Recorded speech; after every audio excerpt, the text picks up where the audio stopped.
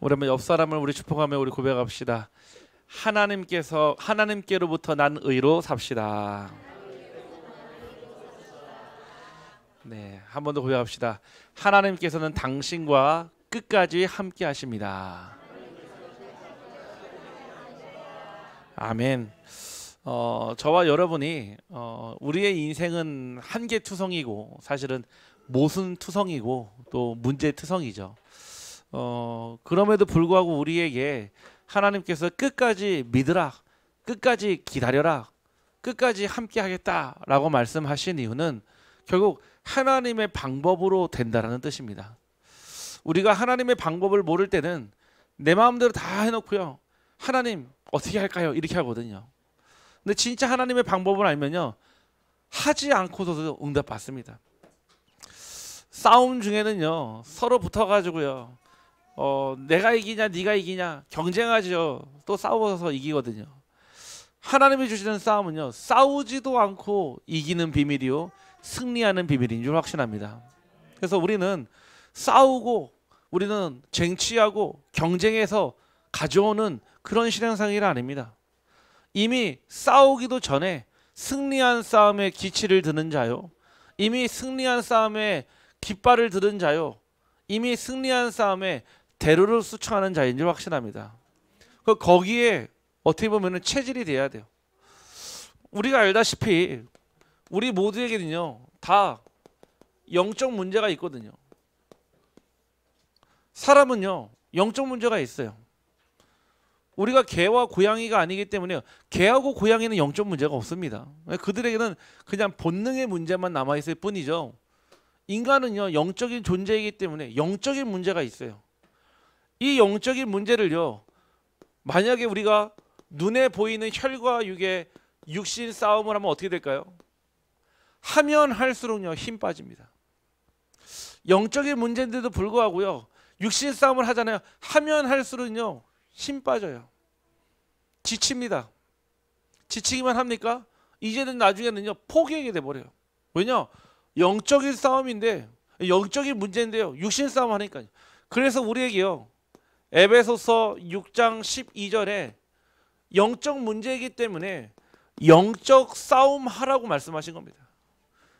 우리의 싸움은 혈과 육에 대한 싸움이 아니요 하늘에 있는 악의 영들과 어둠의 주관자들과 어둠의 권세들과의 싸움이라고 그랬잖아요.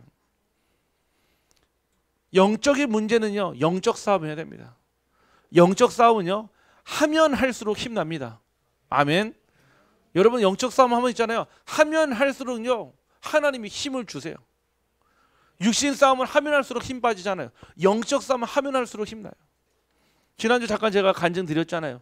제가 상담하고 있는 마약 중독자, 지난 추석에 위기 왔다니까 요트 빌려가지고 자기 지인들이요 마약 준비해놓고 돈, 여자, 술 싹 다 준비해놓고 부른 거예요. 끊은 지 이제 2년 됐는데요, 가니까요 자기도 모르는 사이에 손이 덜덜덜 떨리대요. 하고 싶어서. 근데 그 가운데요 그 순간요 제 얼굴이 딱 떠올랐대요. 잘생긴 얼굴도 아닌데 제 얼굴이 떠올랐다는 얘기 무슨 얘기입니까? 제가 보고 싶다는 얘기가 아니잖아요. 목사님을 통해 주신 하나님의 말씀이, 내가 저 배 타는 순간 지금까지 받았던 응답 싹 다 물거품면 되는데, 저 건너는 순간, 배 타는 순간 다시 옛날 여기로 돌아가야 되는데 육신 싸움한 게 아니라 영적 싸움한 거예요. 그 순간에 하나님 지켜주세요. 하나님 난 자신 없어요. 하나님 지켜주세요. 무슨 용기였는지요. 그때요 그 자기를 초청한 사람한테 막 뭐라 그랬대요. 야 너 진짜 너무한 거 아니냐. 내가 지금 이런 상태인데 여기서 한 번 더 걸리면 이제는 완전 가족하고 빠이빠이고 이제는 감옥에서 평생을 썩어야 되는데 너 진짜 너무한 거 아니냐. 막 뭐라 그랬대요. 그러니까 아유 형님 죄송하다고. 그래서 그냥 자기를 가다가 중간에다 배에서 딱 내려놓고 가더라는 거예요. 내려오는데 왜 이렇게 눈물이 나든지요. 왜냐? 육신 싸움한 게 아니라 영적 싸움에 승리했잖아요. 마약을 그냥 이긴 게 아닙니다. 하나님이 내 안에 그 말씀으로 그 마약을 넘어서게 하신 거예요. 여러분들 영적 싸움은 하면 할수록요 힘납니다. 우리 옆 사람을 축복하며 고백합시다. 영적 싸움 합시다. 네, 한 번 더 고백합니다. 영적 싸움의 달인이 됩시다. 네, 영적 싸움 하셔야 돼요. 우리 가정에서요 막 제사 지냈는데요. 우리 가문에서 제사 지냈는데 어떻게 합니까? 영적 싸움 하세요. 육신 싸움 하니까요 맨날 기분 나쁜 거예요. 결국 그게 부부 싸움으로 결국 가정 불화의 원인으로 되잖아요. 요즘에 그래도 참 감사한 게 있어요. 문화가 바뀌어가지고 이제는 가정마다 가문마다 이제 제사를 잘 안 지내려고 한대요. 얼마 듣던 중 반가운 소리예요. 뭐 귀찮기도 하고 뭐 해봤자 별 도움도 안 되고. 할렐루야. 네. 왜냐? 영적 싸움 해야 돼요.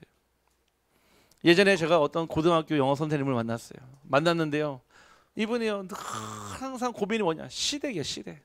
아니 왜 그렇게 아니 시댁이가 사는 것도 아닌데 자기는 그 시자에 그 시만 들어가도 막 진절한 그 자기는 시금치 안 먹는다 하더라고요. 얼마나 싫었으면 시금치도 안 먹는데요. 야, 제가 보면서 아니 도대체 얼마나 징하길래 들어보니까 징할만 하더라고요. 시어머니가요 예고도 없이 집에 딱 온대요. 할렐루야. 네, 우리 교회 시어머니들은 그렇게 하지 않기를 주님의 이름으로 축원합니다. 네, 예고도 없이 다 온대요. 그러면 있잖아요. 혼자 오는 게 아니에요. 자기 자녀들이요 같이 와요. 첫째부터 다섯째까지. 그러면은 첫째부터 다섯째 그러면은 부부만 해도 10명이잖아요. 자녀들까지 심지어는 남자친구 여자친구까지 데려온대요. 와가지고요 한 30명이 집에서 한 이틀 있다 가면요 모든 게 다 거덜난다네요. 예고도 없이. 근데 예고도 없이 오는 시어머니를 막을 방법이 있겠습니까? 절대 없죠. 사실은요. 막 시자만 들어가면. 그래서 그 어머니 모셨는데 이 어머니랑 둘이서 영적 싸움을 해요. 어떻게 싸움을 하냐? 집에 이쁜 화초가 있어요. 이분은 유일한 자기의 삶의 낙수 뭐냐? 초록색을 보는 거예요. 왜? 저 식물은 나한테 스트레스 안 주잖아요. 유일하게 기쁨이 초록색을 보는 거예요. 그러면 그 시어머니는 어떻게 하냐? 저 며느리가 좋아하는 저 화초를 볼 때마다 집에서요 입을 하나씩 똑똑 꺾어놓는데요. 일부러 스트레스 받으라고. 그리고 자기가 퇴근하고 들어올 때 되잖아요. 그러면 시어머니가 위에서 보고 있다가 나간대요. 안 마주치려고. 그래서 가서 경로당 가서 밥 먹고 밤 늦게 와서 잠만 자고 나가고. 며느리가 되도록 안 마주치려고. 아니 무슨 원수가 졌다고. 사실은요 무슨 원수가 졌다고. 아니 그렇게 관계가 안 좋은데요 처음엔 육신 싸움 했대요. 그러니까 일부러 빨래할 때 시어머니가 빼놓고 빨래하고, 반찬할 때 시어머니가 당뇨가 있어가지고 짠 걸 드시면 안 돼. 일부러 짜게 만들고. 그게 사는 게 있습니까? 지옥이죠 사실은요. 근데 어쩔 수 없이 남편이 효자라. 원래 남편이 효자면 고생을 많이 합니다. 그렇죠? 아니 그런 문제 속에 있는데요 육신 싸움만 하니까 늘 갈등. 그러다가 저를 만났어요. 이 복음을 만났어요. 그리고 제가 그래요. 영적 싸움 하라고. 영적 싸움 해야지 이 가정의 저주재앙 떠나간다고. 자기는 기도 제목이 하나래요. 시어머니 빨리 돌아가시기를. 왜냐? 너무 힘드니까요. 아니 그게 사는 거겠냐고요. 아니 육신 싸움을 하니까 늘 스트레스 받는 거예요. 사는 게 아닌 거예요. 계속 지옥 같은 삶이 연장이 되는 거예요. 그러다가요 명절이 됐어요. 그래서 제가 이분한테 기도 제목을 드렸어요. 우리 집사님 기도합시다. 가정의 가장 큰 문제는 뭐냐? 우상숭배입니다. 우상숭배가 무슨 뜻인 줄 아십니까? 가정의 저주와 재앙을 후대들에게 물려주는 시간, 그때가 제사 시간입니다. 그러면 예배 시간은요 가정과 가문의 언약의 축복을 전달하는 시간, 예배 시간입니다. 이분이 그거를 언약으로 딱 붙잡았어요. 그래, 저 문제가 육신 문제가 아니라 영적 싸움이라면 우리 가정의 문제, 이 제사 없어지게. 보니까 불가능해요. 왜? 장남의 종손이거든요. 장남의 종손인데 그거 어떻게 없앱니까? 아직 시어머니 보니까 20년은 더 사시겠는데.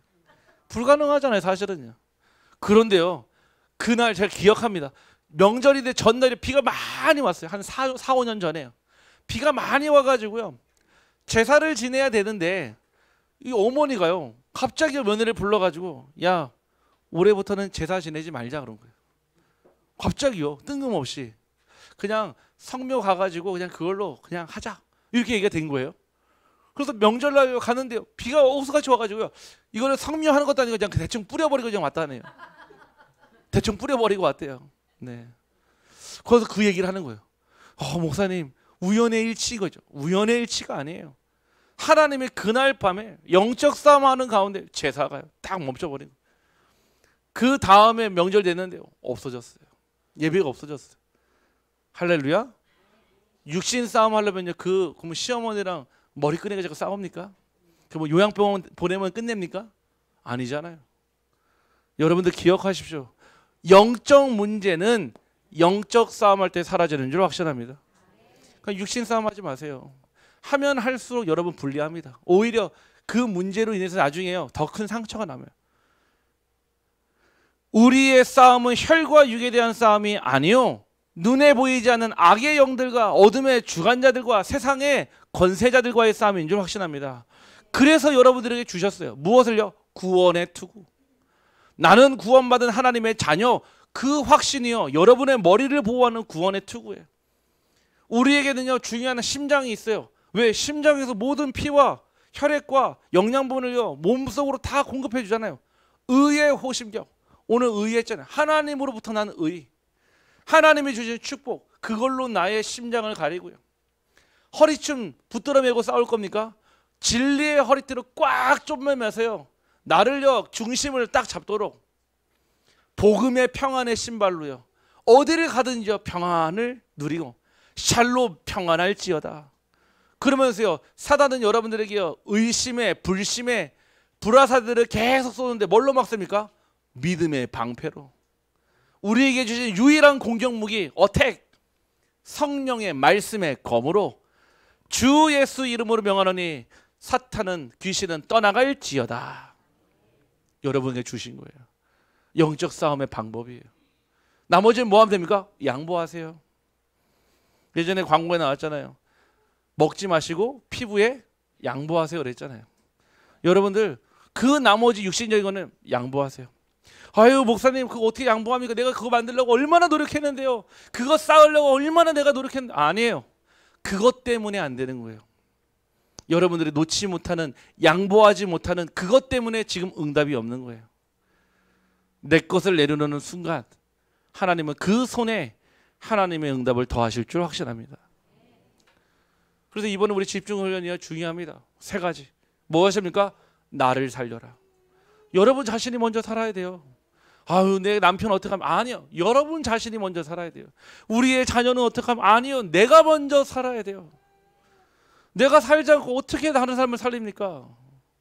나를 넘어서야 돼요. 내가 나를 넘어서지 못하는데 어떻게 다른 사람을 넘어섭니까? 불가능하죠. 현실을 넘어설 수 없어요.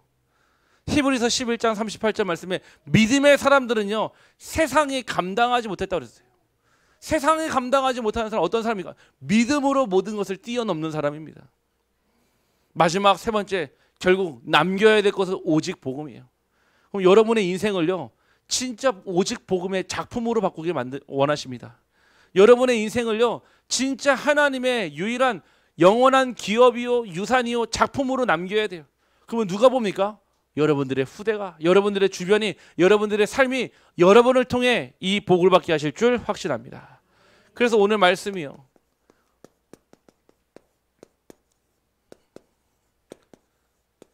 한계를 모르는 전도자입니다. 우리 한번 옆 사람을 축복하며 고백합시다. 당신은 한계를 모르는 전도자입니다. 아멘. 여러분들에게 오늘 그 한계가 완전히 사라지기를 주님의 이름으로 축복합니다. 한계의 벽을 넘지 못하면요 결국은요 그 벽 너머에 주신 축복을 한 번도 받아보지는 못해요. 그 한계를 뛰어넘지 못하면요 늘 항상 그 한계 속에 갇혀 나의 삶이요 마치 그 우물 안의 개구리처럼요 그 우물 안에서 개구리는요 하늘을 보고는요 늘 동그란 하늘만 봤어요. 그것도 아주 작은 한 평도 안 되는 그게 세상의 전부로 본다니까요. 하지만요 그 우물을 뛰쳐나와서 벗어나게 되면요 그때 보게 되는 거예요. 그 우물 안에서 본 하늘은요 저 하늘의 일부도 아닌 아주 작은 극소수라는 걸 보게 됩니다.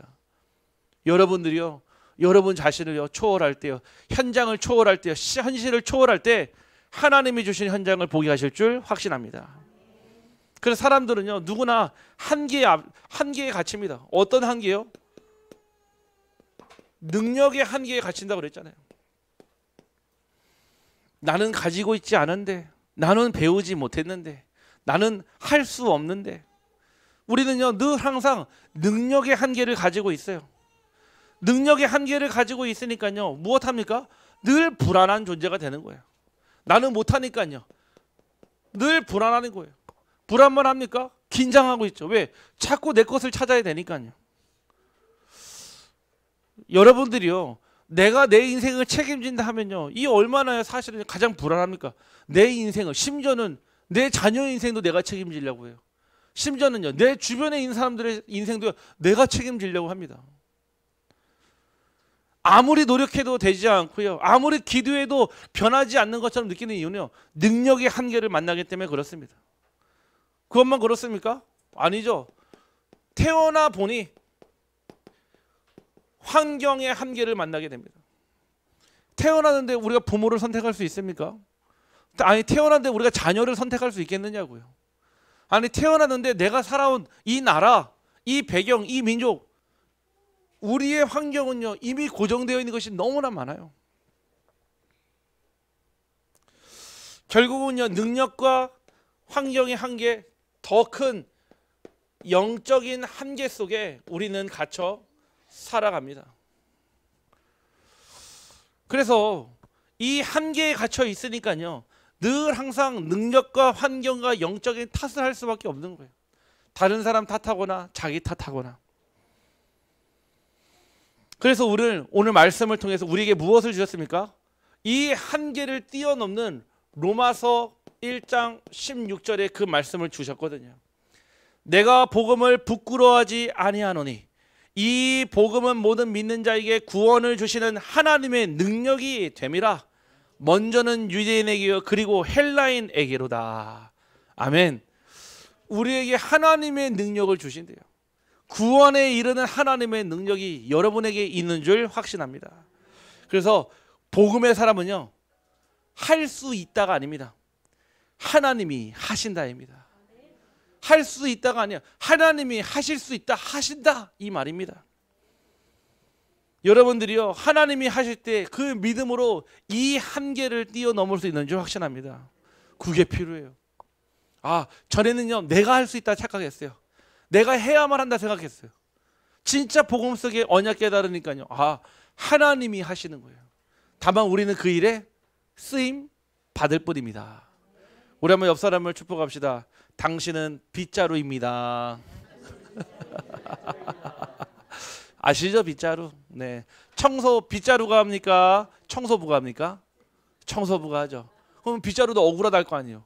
자기가 쓸고 닦고 다 했는데, 심지어 자기 몸에 먼지 묻혀가면서 내가 다 했는데 왜 나는 아무 영광을 못 받습니까? 그렇죠. 도구는요, 쓰임 받았을 뿐이에요. 아니, 도구는 쓰임 받을 뿐, 청소부가 청소 다 한 거잖아요. 우리는 하나님의 빗자루예요. 도구예요. 우리의 인생을 하나님이 쓰시기만 해도 축복인 줄 확신합니다. 우리는요, 쓰임 받은 사람이 뭐 말이 필요합니까? 하나님이 쓰셨다는 그 자체가 증거인 거죠. 그래서 오늘 본문에 바울과 바나바, 이 두 전도자가 딱 나와요. 이 한 팀이 돼가지고 어디를 갑니까? 영적인 한계를 뛰어넘어 하나님이 예비하신 땅으로 가게 되거든요. 특별히 이번에 이제 인도 신학교 선교를 두고 또 기도하면서 이 말씀이 묵상이 딱 되더라고요. 근데 여기 현장이요, 쉬운 현장이 아니었거든요. 사실은 나중에 결론 나오겠지만 매 맞고 돌 맞고 심지어는 죽은 줄 알고 갖다 버리려고 했던 현장이 이 현장이거든요. 뭐 이런 일이 일어나지는 않겠지만요, 사실은요, 그런 중심과 마음을 가지고 갑니다. 제가 우리 유진 비사님한테 말씀드렸어요. 갔는데 혹 뭐 그럴 리 없겠지만은 선교에 방해가 되거나 선교에 보탬이 안 되면은 그 자리에서 즉석으로 파송시켜 버리겠다고. 인도로 그냥, 네, 그냥 파송시키고 그냥 저 혼자 오겠습니다. 네, 아예 그냥 인도 복음 하시라고. 뭐 보니까 또 비슷하게 생기셨더라고요. 또 보니까. 네. 왜냐, 우리가요, 선교 그냥 가는 거 아니잖아요. 제가 해외여행 갑니까? 사실 아니잖아요. 정말 그 현장 두고 기도하니까 누가 길어지냐? 이분들은요, 목사님들이에요. 앞으로 목회자가 될 분들이에요. 그러면 인도의 전 지역으로 흩어져서 교회를 세우고 교회를 하실 분들. 그러면 그분들에 가서 제가 쓸데없는 말 하면 되겠습니까? 안 되겠죠. 이곳 안동에서 일어난 작은 전도 운동을요, 전달하면서요, 진짜 인도 지역에 정말 하나님이 원하시는 참된 전도 운동, 부흥 운동 일어나기를 간절히 원하고 기도 부탁드립니다. 정말 기도해 주셔야 돼요. 저도 그 심부름하러 가는 거, 제가 잘해서 가는 거 아무것도 없어요. 진짜 빗자루처럼요. 하나님이 쓰시겠다고 해서 아멘하며 순종하면 갑니다. 그래서 오늘 이 바나바와 바울이요, 하나님의 말씀을 붙잡고 가는데 그들이 어디를 갔습니까? 첫 번째, 능력의 한계를 넘어서 갔습니다. 오늘 1절에서 2절 말씀에 보니까요, 이렇게 나옵니다. 이에 이고니온에서 두 사도가 함께 유대인의 회당에 들어가 말하니 유대와 헬라의 허다한 무리가 믿더라. 그러나 순종하지 아니하는 유대인들이 이방인들의 마음을 선동해서 형제들에게 악한 감정을 품게 하거늘, 그러거든요. 첫 번째요, 이들이 들어간 곳이 있습니다. 어디로 들어갔습니까? 첫 번째가 회당으로 들어갔습니다. 회당은 어떤 곳이죠? 유대인이에요. 학교이자 재판소이자 그 다음에 교회의 기능이에요. 이 회당에는요, 굉장히 중요한 기능이 있어요. 예배도 드리지만요, 재판도 하고요, 아이들을 가르치는 그런 곳입니다. 바로 복음의 문을 여는 곳이었어요. 회당은요, 유대인들이 율법을 배우고 토론하는 정말 그들의 유대교의 중심지 현장이었거든요. 근데 그곳이 가장 닫힌 곳이고 복음을 가장 거부하는 곳이옵니다. 이곳으로 들어간 거예요. 사실은 어떻게 보면 적진으로 들어간 거예요. 그냥 대충 복음 전할 수 있는 현장을 들어간 게 아니라 복음을 거부하고요, 복음 아니면 안 되는 그 현장으로 들어간 거예요. 즉 능력의 한계를 넘어 그 현장에 들어간 것입니다. 그러니까 처음부터 쉽지 않은 문이었던 거죠. 근데 한계를 모르는 전도자들은요, 이 현장에 들어가니까 무엇이 열렸습니까? 하나님이 예비된 문을 여셨습니다. 이게 중요해요. 하나님께서요, 이 회당에요, 하나님의 말씀으로 회복을 시켜 주셨는데 이 회당이 이런 곳이에요. 우리가 지역 현장에서도요, 이런 곳이 있어요. 복음을 거부하는 곳, 복음 전하면 안 되는 곳 있거든요. 학교, 그렇죠? 뭐 관공서, 또 여러 가지 국가 기관들, 그렇죠? 이런 데는 복음 전하면, 군부대 이런 데는 복음 전하면 안 돼요. 제가 군 생활을 했을 때는 그 법이 없었는데 제가 제대하고 나서요, 2009년도 10년도 무렵에 어떤 법이 생겼냐, 군 안에서요 포교 금지법이 생겼어요. 포교 금지법. 다른 종교는요 포교가 없어요. 절도 그렇고요, 뭐 성당도 그렇고 포교원이 있고요, 포교하는 사람들이 있지만요, 그렇게 하는데 누구만 합니까? 유일하게 교회만. 근데 이거를요, 정말로 흑암 가득한 어떤 이제 군 높은 사람이요, 법을 같이 만든 거예요. 군 안에 포교 금지법. 즉 뭐냐, 야 김병장 오늘 같이 나랑 교회 갈래? 이 말을 하면 안 돼요. 이등병이어도요, 야 오늘 같이 교회에서 예배드리자, 복음 전하면 안 돼요. 지금도 마찬가지예요. 지금도 되어 있어요. 복음을 거부하는 곳, 복음이 들어갈 수 없는 그 현장에 하나님은 예비된 문을 그 두 전도자에게 예비하셨습니다. 그게요, 능력의 한계를 넘어선 곳이었어요. 우리의 능력을 초월하지 않으면요, 그 현장은요 100년 1000년이 지나도 들어갈 수가 없습니다. 우리의 지역에 사각지대, 저주지대, 재앙지대도 있지만요, 복음을 거부하는 곳도 많아요. 이곳에 오직 복음 전달되기를 주님의 이름으로 축복합니다. 들고 들어가야 돼요. 모든 현장으로요. 참 어제 감사한 거는요, 어제 예배 준비를 다 하고 좀 늦었거든요. 우리 이제 부목사님하고 우리 주모님하고 같이 뒤늦게 식사를 같이 했어요. 저녁 늦게 식사를 같이 하고 나오는데요, 그 일하는 종업원 분이요 붙잡더라고요. 물어보더라고요. 혹시 목사님이세요? 그러더라고요. 예 그렇습니다 하고, 저희 교회 부목사님이고요, 저희 교회 주목님입니다 얘기했어요. 뭐라고 하냐, 자기 다른 지역에서 온 여기 안동 경국대학교 대학생인데 본가에서는 매주마다 예배 드리는데 여기 학교 와서 예배를 못 드리고 있다는 거예요. 안 그래도 교회를 계속 찾고 있는데 혹시 교회가 이 근처에 있습니까? 저희 용상동 식사했거든요. 걸어서 3분 거리에 있습니다. 교회 가도 되겠습니까? 당연하죠 하고 우리 주모님이 바로 명함을 딱 드렸거든요. 그리고 나오면서 셋이서 포럼했어요. 야, 우리는 가서 그냥 밥만 먹었을 뿐인데, 그렇다고 제가 내가 목사요 하지 않았는데 내가 목사요 한 적이 없는데, 아니 혼자서요. 그냥 우리 얘기하다가 목사님 한 얘기 들었겠죠. 그 얘기를 듣고 용기를 내세요. 결제하고 있는데 그 얘기를 꺼내는 거였죠. 우리의 모든 현장에는 예비된 문이 있는 줄 확신합니다. 정말로예요. 뭐 우리가 전도하려고 애를 썼습니까? 일부러 전도하려고 그 식당 갔습니까? 아니에요. 모든 삶의 발걸음이에요. 전도자가 가는 모든 현장이에요. 하나님의 나라 임한 줄 확신합니다. 심지어는요, 어제 식사 다 하고요, 그 옆에 무인 카페에 가서 커피 마셨거든요. 그거 마시면서 막 이번 주 우리 집중훈련 막 포럼을 쫙 나눴어요. 그런데 신기하죠. 이 사단이 얼마나 정확하냐. 제가 세상에서 제일 싫어하는 게 뭐죠? 쥐가 갑자기 나타났어요. 아니 그럴 수가 있겠냐고요. 무인 카페 셋이서 커피 마셨는데 갑자기 쥐가 들어오는 거예요.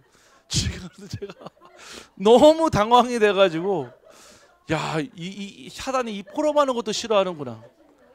아니 실내라니까, 실내. 밖에서 마셨으면 이해도. 쥐가 들어와요. 쥐가. 저랑 눈도 마주쳤어요. 눈도 마주쳤어. 그래서 제가 어떻게 그 업체에 전화해줬어요. 따지려고 전화한 게 아니에요. 도와주려고 전화해가지고 지금 여기 쥐 나타났다. 이분 난리가 난 거예요. 쥐가 있으니까요. 그 장사해야 되는데요. 그 뭐 제가 대신 잡아줄 수는 없으니까요. 오늘 아까 전에 예배 끝나고 연락 왔어요. 쥐 잡았다고. 쥐 잡았다고. 네. 그래서 제가 뭐 보냈을까요? 우리 교회 전도지 이거 파일 보내드렸어요. 보내드렸어요.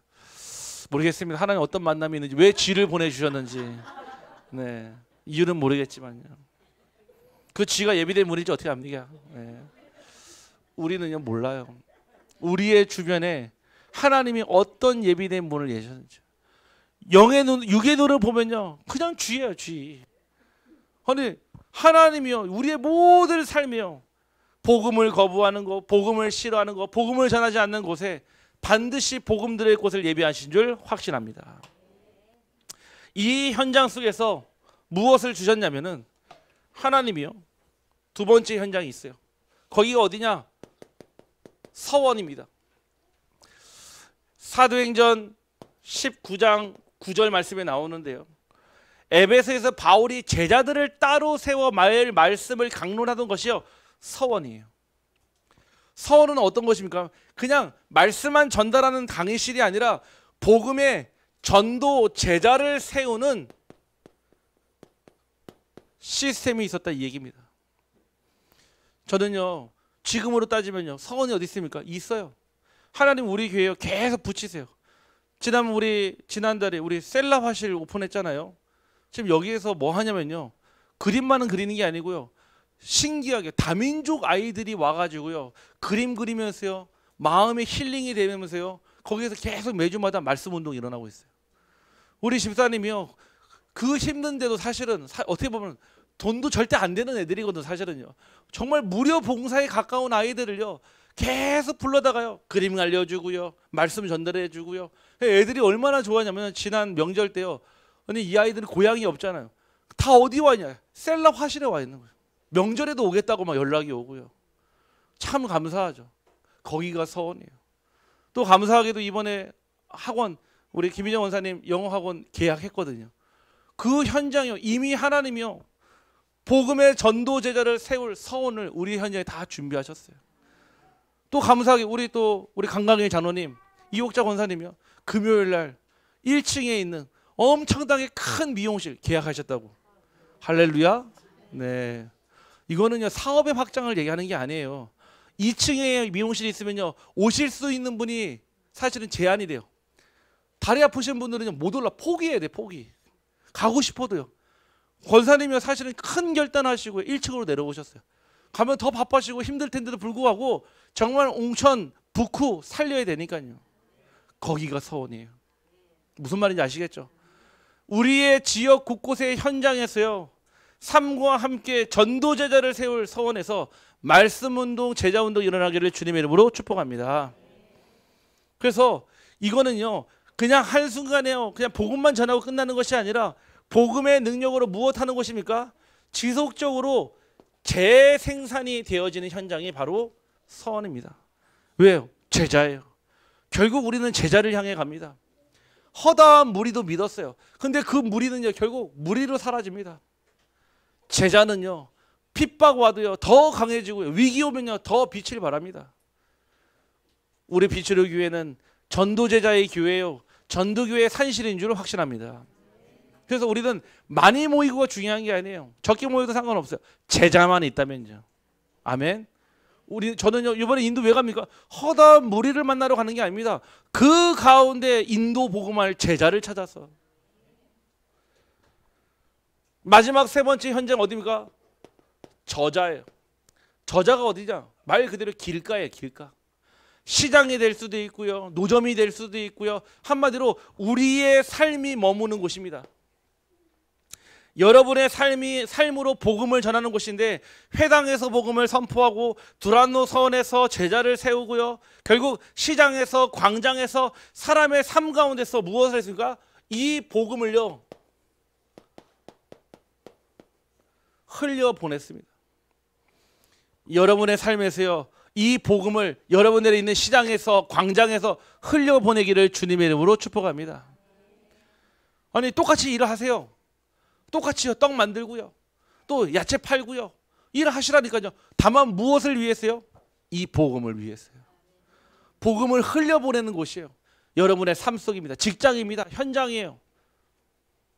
이 세 군데에서요 능력의 한계를 넘어서 하나님의 나라가 임했습니다. 그 제자들이 일어나서 로마 복음화의 주역이 된 겁니다. 그런데 이 가운데 누가 있습니까? 2절 말씀이요, 순종하지 아니하는 자들이 있어요. 그렇죠? 이들은 이런 사람들이 있습니다. 그들이 뭐 했습니까? 순종하지 않은 유대인들이요 막 다니면서요 자꾸 비방하고요 있어요. 네, 그때도 있고요, 지금도 있어요. 계속 복음 우리가 전하잖아요. 회당에서 저자에서 가는 곳마다 서원에서 복음 전하잖아요. 다른 사람들한테 악한 감정을 전달하는 사람들이 있어요. 속지 마세요. 오늘 어떻게 했습니까? 두 번째요, 능력을 넘어 두 번째는 환경을 넘어섰습니다. 주를 힘입어 담대히 말했습니다. 두 사도가 오래 있어 주를 힘입어 담대히 말하니 주께서 그들의 손으로 표적과 기사를 행하게 하여 주사 자기 은혜의 말씀을 증언하시니, 즉 그들이 자기 힘으로 서 있던 것이 아니라 주를 힘입어 현장에서 오직 복음을 말했습니다. 여러분들이 복음 증거할 때요 하나님은요 여러분에게 힘을 주시며 담대히 복음을 전할 능력을 주시는 줄 확신합니다. 복음은요 다른 사람이 보기에는요 미련한 것 같고요, 하나님 볼 때는요 최선의 방법이요, 최적의 방법이요, 능력의 방법인 줄 확신합니다. 우리가 이 복음 전할 때요 하나님이 힘 주세요. 여러분들이 복음 전할 때요 부끄럽지 않습니다. 왜냐? 내 자신을, 환경을 보면 부끄럽겠죠. 내 능력을 보면 부끄럽겠죠. 그거 뛰어넘는 순간에요 하나님이 준비하신 예비된 축복이 보입니다. 그래서 복음 전하는 게 저는 부끄럽지 않아요. 왜냐? 제가 살아야 될 이유인데요. 지금 살아있는 이유고요. 여러분들에게요 반대자들이 있고요, 또 환경 역시도요 좋지 않았어요. 환경과 반대자들이요 계속 끊임없이요 복음 전하는 자들을요 괴롭힙니다. 방해합니다. 심지어는 생명의 위협이 있었어요. 그럼에도 그들은 이 바나와 바울은요 오래 있었다고 그랬어요. 이유가 있으니까. 거기에서 버틴 게 아니에요. 여기에서요 오래 지속할 수 있었던 이유는요 아직 발견돼야 될 제자를 찾지 못했기 때문에 그런 거예요. 우리들은 조금만 핍박당하면요 도망가요. 조금만 막히면요 당장요 바로 백합니다. 왜? 그게 시간표가 아닌 줄 알고요. 바나바와 바울은요 핍박이 오고요 문제가 오고 악감이 막 생겨서 사람들이 막 몰려다니면서 괴롭혀도요 끝까지 오래 지속했어요. 왜냐? 하나님이 하셔야 될 절대 제자를 찾아야 하니까요. 그래서 하나님께서 이들에게 무엇을 주셨습니까? 표적과 기사를 주셨습니다. 즉 증거를 주셨다는 거예요. 예수가 그리스도라는 증거, 그리스도가 그리스도 되어지는 증거, 그리스도가 주인 되어지는 증거를 주셨습니다. 결국 환경은 어렵지만 하나님은 환경 위에서 역사하셨고요, 환경을 보는 자는 낙심하지만 주를 힘입는 자는 담대해집니다. 여러분들, 한계를 모르는 전도자는 환경을 보지 않습니다. 환경 너머에 하나님의 일을 봅니다. 우리 한번 옆 사람을 축복합시다. 한계를 잊어버립시다. 한 번 더 고백합시다. 환경을 쳐다보지 맙시다. 아니 언제까지 우리가 환경에 넘어지겠습니까? 환경을 보면요 안 되잖아요. 늘 부족한 게 보이고 연약한 게 보이고 저도 마찬가지입니다. 환경을 보는 순간요 낙심거리가요 많아요. 실망할 거리가 더 많아요. 그런데요 환경을 너머에 하나님 하실 일이 보이면요 그때부터는요 하나님이 주신 힘으로 담대히 하게 되어 있습니다. 이 환경을 넘어서요 하나님이 주시는 표적과 기사를 주시거든요. 마지막은요 결국 이 바나바와 바울은요 영적 한계를 넘어섰습니다. 핍박 속에서도 복음을 계속 전하다. 4절부터 7절이에요. 그 시내의 무리가 나뉘어 유대인들을 따르는 자도 있고 두 사도를 따르는 자도 있더라. 이방인과 유대인과 그 관리들이 두 사도를 모욕하며 돌로 치려고 달려드니. 자, 이게요 중요합니다. 말씀드렸죠. 영적 육심 싸움과 영적 싸움이 분명히 있다고요. 만약에요 이 바울과 바나바가 이 모욕하는 자들과 싸움이 돼가지고 한판 붙었어요. 어떻게 됐을까요? 뭐 이길 수도 있겠죠. 왜? 바울은요 우리가 그냥 바울 하니까 몰라도 바울은요 그 시대에 쉽게 얘기해서 국회의원이에요. 로마의 국회의원이에요. 그 정도 자격을 가지고 있어요. 자기의 신분을 한번 짠 오픈하는 순간요 그 유대인들과 그 모욕하는 사람들이요 발 그대로 깨갱해요. 자기 거 꺼내는 순간요 절대로 꺼내지 않았다니까요. 하나님의 계획을 찾기 위해서 자기 거 사용하지 않았어요. 자기 거를 배설물로 여겨버렸다니까요. 근데 뭐 했습니까? 이들이요 자리를 피했대요. 다시 계세요. 도망갔어요. 아니 우리가 막 그리스의 능력이면 막 붙어야 되지 않겠습니까? 막 붙어가지고 막 네가 이게 내가 한번 해야 되지 않겠습니까? 아니에요. 중요한 시간표예요. 하나님 이 복음을 더 전해야 되기 때문에 그 자리를 딱 피해버려요. 저는 이거를 보면서 야 현명하다. 만약에요 자기 힘이 있기 때문에요 드러내는 순간요 자기가 백전백승하는데 그거 딱 감춰버리고요 지역을 딱 피해요. 왜요? 아직 찾아야 될 제자가 있기 때문에요. 싸움이 목적이 아니기 때문에요. 싸움이 목적이면요 붙어야죠. 싸워야죠. 박터지게 싸워야죠. 싸움이 목적이 아닙니다. 우리는요 복음이 목적이고 전도가 목적입니다. 반드시 기억하십시오. 혹시 여러분의 현장에서 그럴 수 있어요. 복음 전하다가 갈등이 일어날 수 있어요. 네가 뭔데? 뭐 잘하는 것도 없으면서 야 그거 얘기하지 마. 나 별로 안 좋아해. 그럴 수 있어요. 그럼 우리는 뭐합니까? 괜히 논쟁해요. 언쟁해요. 그럴 수 있어요. 우리 길가에 보면은 그 신천지에서 막 공격적으로 전도하거든요. 한 번 막 붙으면요 막 자기들이 알고 있는 막 비유풀이 짝풀이 막 얘기하면요 거의 기독교인들 말도 못합니다. 왜? 그 정도 성경 안 본 거잖아요. 하나님 말씀 모르니까요 그냥 막 넘어가요. 그러면 꼭 우리 성도님 중에는 한 번 붙어가지고 그거를 이기려고 하는 분들이 있어. 그거를 막 꺾으려고 해요. 꺾어서 뭐 하시려고요? 그러면 그들이 주여 하고 돌아옵니까? 저는요 한 번도 그런 사람이 돌아온 거 본 적이 없어요. 저는 어떻게 하냐? 그들을 친구 삼습니다.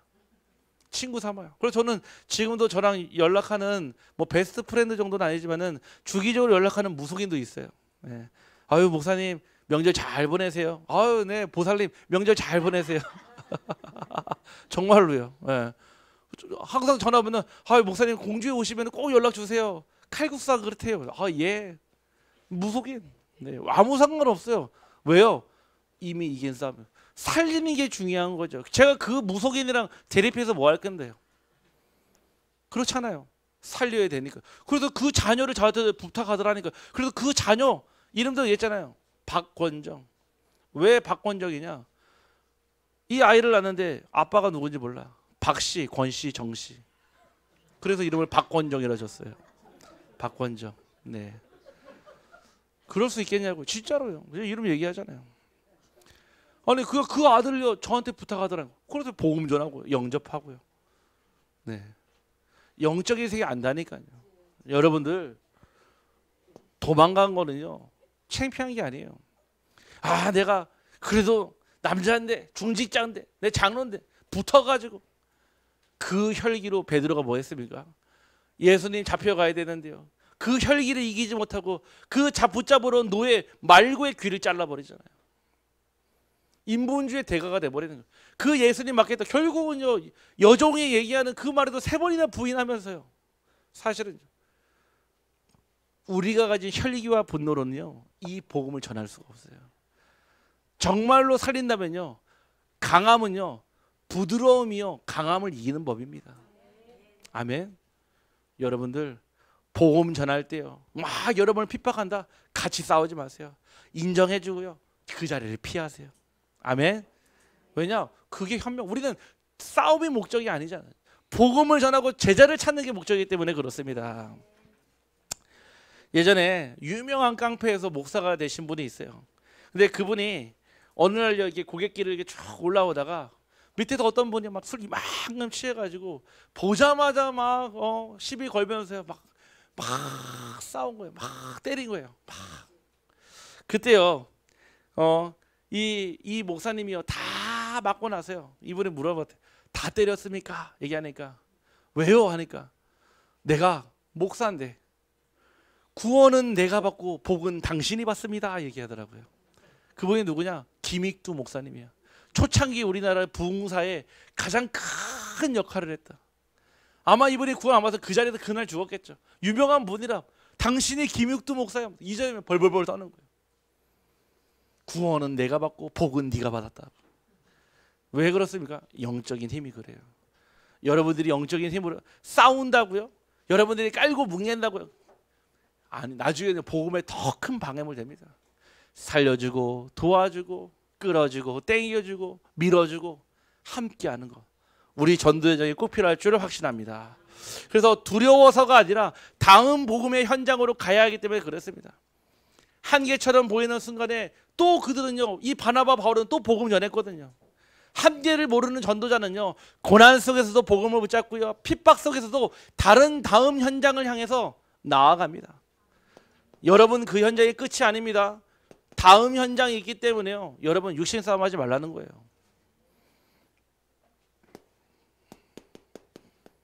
결론입니다.